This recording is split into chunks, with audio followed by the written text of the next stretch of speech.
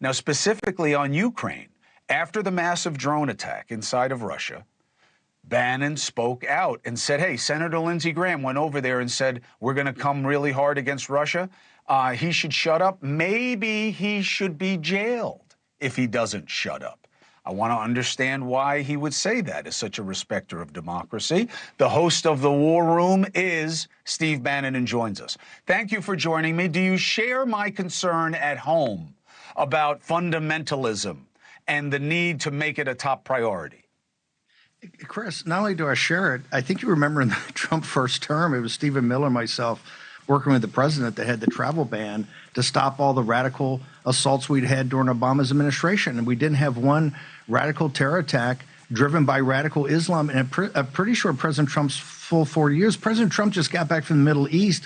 One of the key components over there is to talk about ending terror financing and how you got to deal with extremism. I'm glad you're a convert, but you're converting to one of MAGA's top priorities. No, I'm no convert. Which is I'm no convert. Stopping radical Islamist attacks. What you're seeing Steve, is a merger. Yeah, Steve, hold on a second. Hold on a second, because this matters to me too much. I lost too many of my friends and people on 9/11 for you to call me a convert, okay? I went over there and covered it in Iraq and Afghanistan and in Pakistan. I'm no frickin' convert, okay? What I'm telling you is when I hear other domestic agenda issues being brought up as more pressing as a security threat than this, it bothers me. That's what I'm talking about. So I'm not a convert. I just want this to be converted to be a main concern, and it isn't right now. That's my point. Certainly a convert. Where were you at CNN when we did the travel ban to make sure there was better screening coming from countries so that we didn't have radical jihadists come here? And President Trump took all the levels. I missed CNN and particularly your show having our back. In fact, I think you were going after us every night. You are a recent convert. President Trump shut down. I am not a recent convert. And I'll tell you what I didn't like about your ban is that it failed.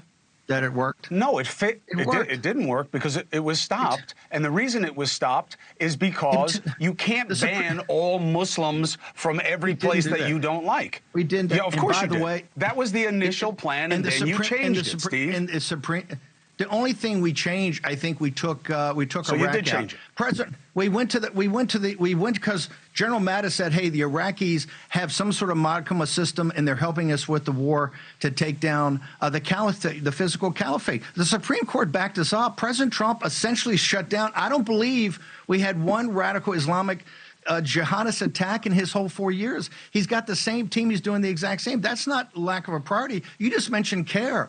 There's a movement, Stefanik and Marco Rubio and others were moving forward. We're trying to designate CARE as a terrorist organization, which the UAE has done. They're not a civil rights organization. How can you sit there and call them a civil rights organization? UAE has already designated them as a terrorist organization. The Holy Land trial said inside that they were a terrorist organization, just like the Muslim Brotherhood. Have our support. If you're serious about this, back us up in trying to designate the Muslim Brotherhood as a terrorist organization, just like the cartels. Back us up in trying to get CARE as a terrorist organization, not putting Why hasn't Trump done it? Why hasn't Trump done it? Hang on. We tried in the first administration to make the Muslim Brotherhood, and we failed because of the deep state and the apparatus, the administrative state, shut us down. You're making excuses, Steve. You've got the power. If he wants to do it, why doesn't he do it by executive order? By the way, he just came back from the Middle East. One of the big topics over there was how prosperity. Steve, you can't have it both ways, brother. I'm happy to have you on the show. But if you say, help us make it do it by executive order. That's how you designate somebody a terror organization. Chris, are you actually sitting there and saying that President Trump hasn't put radical Islam and shutting down radical Islam as one of his top priorities? It's the reason that you have actually so few attacks. There are attacks out there, don't get me wrong, and you saw this attack was from somebody who overstayed his visa. More than anything else. You can do more than both, anything Chris. else. Chris, you can do both. I do understand you can do both. But, you know, I don't see people doing both. I don't see this administration doing anything more than one thing at a time and doing it very scattershot. And I just wonder why you don't go all in on this issue when I think it could be what the president says he wants most, which is a unifying issue. What's more unifying than protecting the homeland against extreme Islamism? when you say unifying, have you checked with this thing called the Democratic Party? They're not interested in going after radical jihadists at all. The whole red-green merger, which is radical Islam working with these neo-Marxists, as much as they disagree with each other on fundamental things, their number one thing is to take down the Judeo-Christian West. That's what you see in all these universities. This is President Trump. Who's had a bigger fight than this? He's taken down Harvard University right now on this very topic. What else you want him to do? You can't blame Trump. You can't blame. By the way, the FBI, the DHS, they're all over radical jihad. He's got Joe Kent. They're upping the Joint Terrorism Center. You can't say that President Trump has not made a priority of shutting down radical jihad. This comes from the first term. This is what he ran the second term. This is one of the things he stands for throughout the world. This is why the Gulf Emirates so welcome him to say this is an individual that can help us do this, to help us think this through. Steve, hold on. All right. First of all, you know that region of the world too well to think that the reason that they welcome Trump is because he's anti-jihadism, especially when he's playing with Qatar. Okay? The idea that Qatar is against jihadism with their financing history as well as I do, if not better. Please, don't go there with me. What I'm saying is this. You are correct about this president and his priority on this issue. I'm not saying he doesn't care about it. I'm saying I don't understand why he doesn't make even more of it. Why look at Boulder, Colorado through the lens of the guy being an illegal entrant? That's the least of his threat profile. Well, first off, he wouldn't have been, yes, he's a radical jihadist, but he wouldn't have been here if it wasn't for the visa. What President Trump's trying to say, and the Todd Bensman, who just joined the administration today as a special assistant to Homan, Todd Bensman wrote the definitive book and the research on jihad coming through the southern border. The southern border has been an open gateway to radical jihadists. This is why you have so many here today. This is why even the travel ban we put in. Well, hold it. This is why they've got to go home, Chris. You're not supporting us on deportations. You're saying they're arguing every guy has due process. We have to go to court. Everybody does have due process. Illegal aliens don't have due process, sir. They do not. Of course they do. Everybody on the U.S. Everybody on U.S. terra firma of jurisdiction has due process. It's in the Constitution. The Supreme Court just said the same thing. It's about how much due process. We will see how that pans out. We'll see how that pans out. They just put a decision. They're all your judges. You don't support at all the deportation of the 13 million illegal aliens that came here. It's not true. As Green says, oh, you're supporting mass deportations. If you're not here legally, of course you should be exposed. It's about how you prioritize, how you process, and what you choose. And I'm saying, instead of having ICE chasing after restaurants and people who are forming communities, go after the jihadis. Let's take a break and come back and talk Ukraine. Yeah, Steve. Fine, I'm happy to have you here. I'm glad to the War Room. Chris, I'm glad you're with us on radical jihad. It's a revelation, and I welcome you to the fight, brother. Listen, it's a revelation to you. I have been talking about this for a very long time. But let's talk Ukraine when we come back. We'll take a break. I'm happy to have Steve Bannon on the show, host of War Room. We'll be right back. He's not just nice hair. He's not. There's something in that head. You'll see when we come back.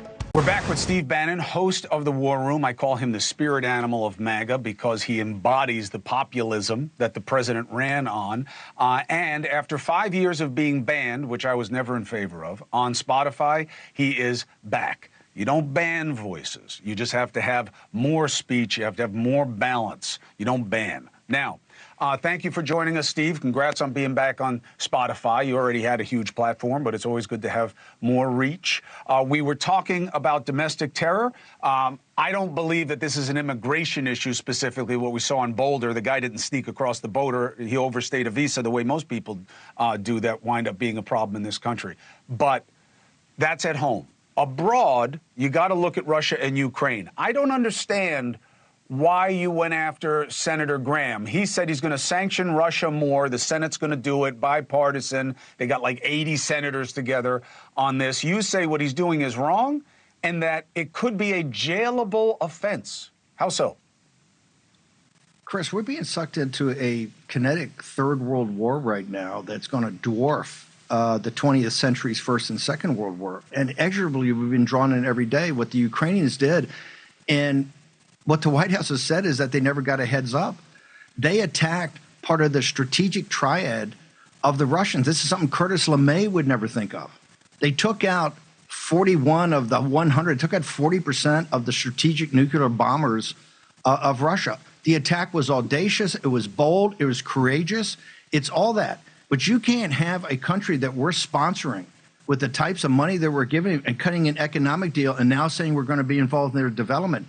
Did they think that they can go in and really attack into Russian territory and drag us into a conflict with Russia that could metastasize? If they don't think that they have to come back to the United States and ask permission, or the deep state at a Wiesbaden, which the New York Times reported, is the German and American intelligence community are running this war. One of two things, we got to get to the bottom of this truth, that we are being sucked into a conflict with the Chinese Communist Party and with Russia that we're not going to be able to turn around. And tonight in Korea, or today in Korea, right now, they're voting, and it looks like we could lose South Korea to a Chinese Communist Party-backed party in Korea. People are not awake of what is happening throughout the world and how we're being sucked in, and supposedly by somebody we support like Zelensky, to know that he never gave the White House a heads up. He never asked permission to do this. He would do really a brilliant but a deep strike into part of their nuclear, essentially taking out our B-52s, which these old Russian planes are. It's outrageous. And Lindsey Graham all weekends over there stirring the pot.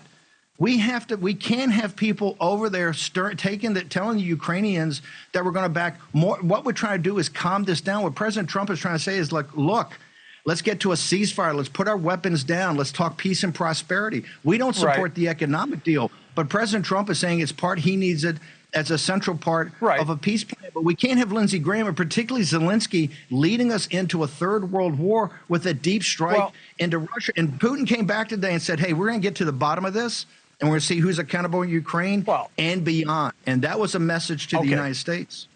But, Steve, first of all, the president was just calling Putin a madman a couple of days ago, said he doesn't know what's going on with him. He seems crazy. Putin has been attacking civilians as much as he can. So the idea he's going to get to the bottom of it like he's some fair broker. I don't know whether it's true that Ukraine didn't give us a heads up and that the United States wasn't involved in the planning or execution. I don't know that. I know what the White House has said. I don't necessarily believe it. I don't know that it's not true either.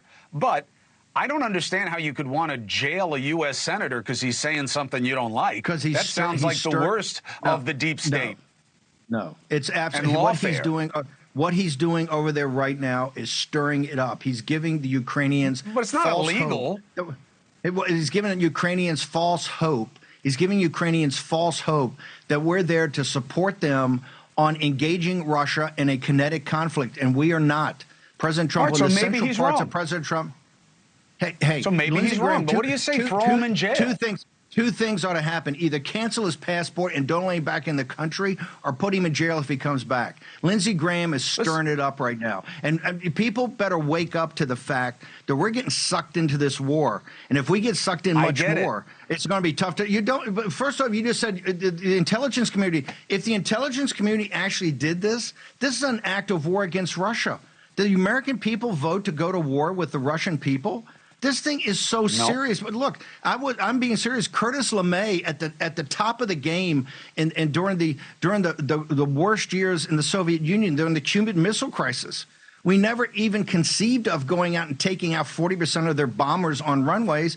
The attack was audacious. It was brilliant. But the problem is it gets us involved in a conflict that no one in the United States wants to be part of, and it's going to make it tougher for us to break off.